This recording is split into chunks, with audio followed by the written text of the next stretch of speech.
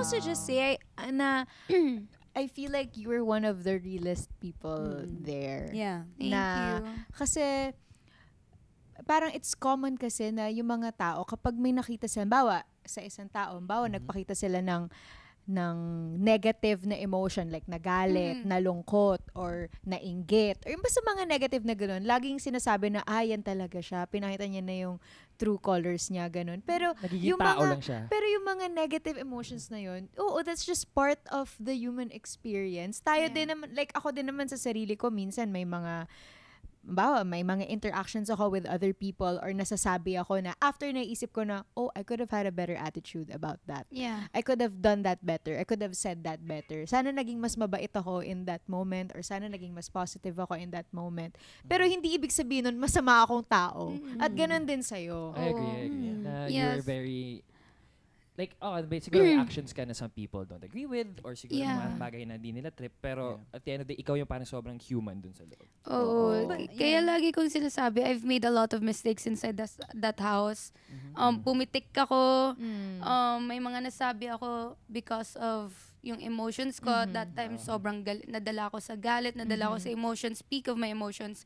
I said some things that after ko pag-isipan, I'm like, why did I say that?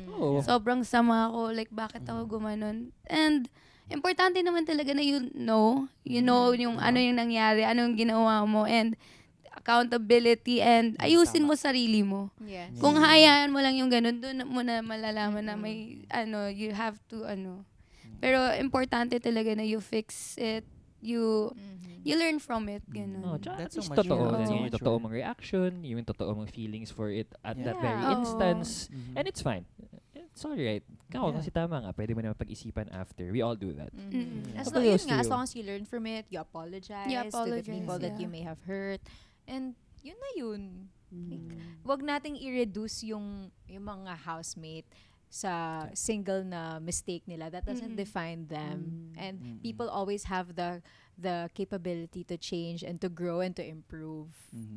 And honestly, kaya lang naman tenfolds yung atake ng mga pagkakamali ng mga housemates is because it's being broadcast. Yeah. Oo.